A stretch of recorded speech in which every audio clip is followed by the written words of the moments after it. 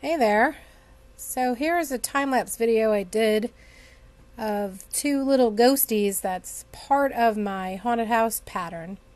It's like the very top room of the house, so I'm almost finished. And I decided to do a couple time-lapse videos to show you guys how to do stitching. Super fast, of course. So as you can see here, I had already finished doing most of the colors. I was just filling in with the white.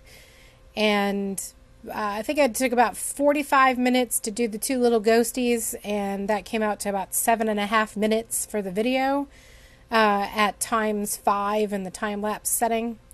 As you can see, those first two rows I just did, it's paused for a second because I think my dog was barking or something. I don't remember. I do a end my stitches on the front side instead of having to flip the canvas over and tuck my stitches or do any kind of knotting. So I'll probably do a tutorial on how I do that in like regular time, so it's not so fast. But it makes it a lot easier when you're working on a big piece, especially if you have it on a scroll canvas holder thingy, because it's really hard to flip it to tuck your tails. So with this, I was just using the one color and everything else had already been tucked. So you can see when I end this row of stitches, when this thread runs out, you'll see that there's a tail sticking up from the back side, and I will stitch around it so that all of my tails basically tuck in from the front. I'll probably do a video of the back side of this when I'm finished with the whole thing, so you can see how utterly disgustingly messy the back side of my canvas is. I try very hard to keep it neat and clean, but I am not one of those that has to make everything look just as good on the back as it does on the front.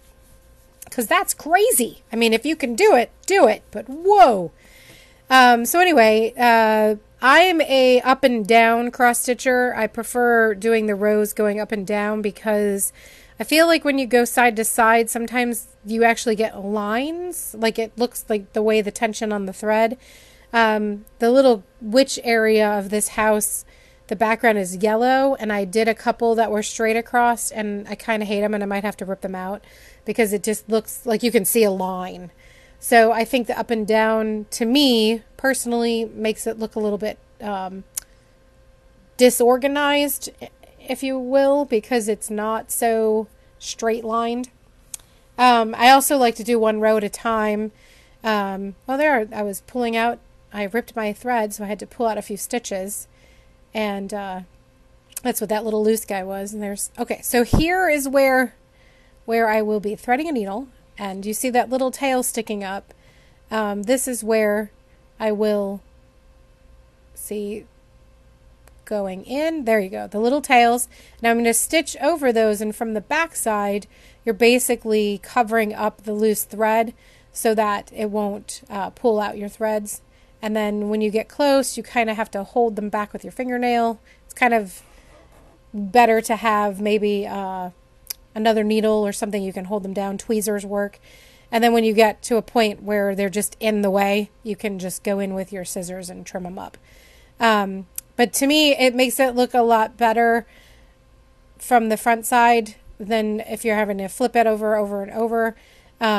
See there, you can use the eye of the needle, flip the needle over, and you can tuck in the little loose pieces that stick out. Sorry for the pause. Apparently that must have been another dog barking moment in my video.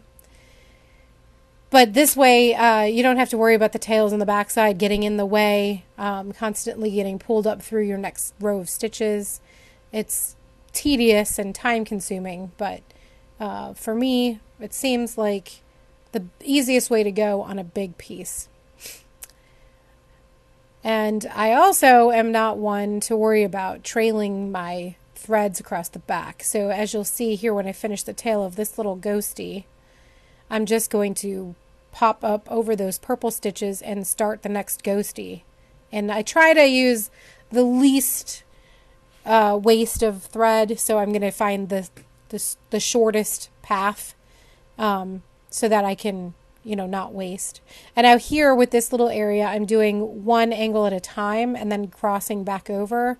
Some people like to do that on big areas, especially if you're just using one color. I don't really have a preference. I just kind of go in the way that makes the most sense, so I don't waste as much thread as possible. I'm one of those weirdos that will go to like the literal last inch of the thread, having to rethread the needle just so I don't waste thread. I don't know, it's insane, but it's just what I do.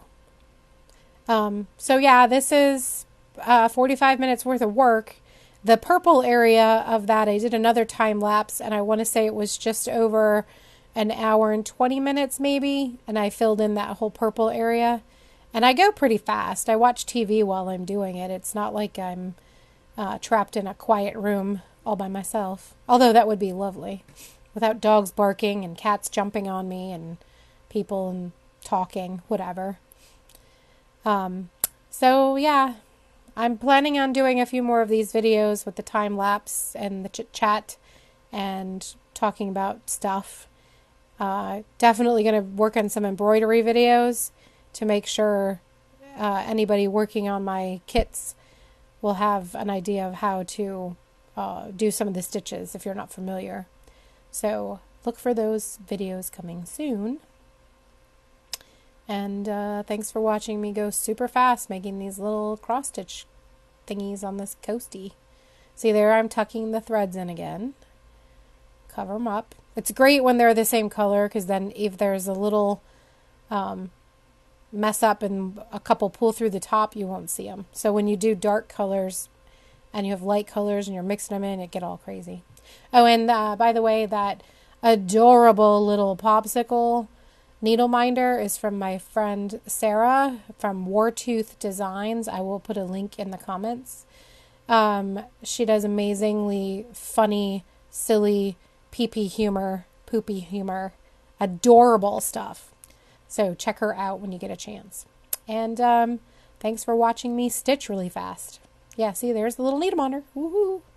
Oh, and also, here is a little preview of the finished rooms so far. Some still need a couple stitches here and there if I was doing like the one candle light thing or eyeballs.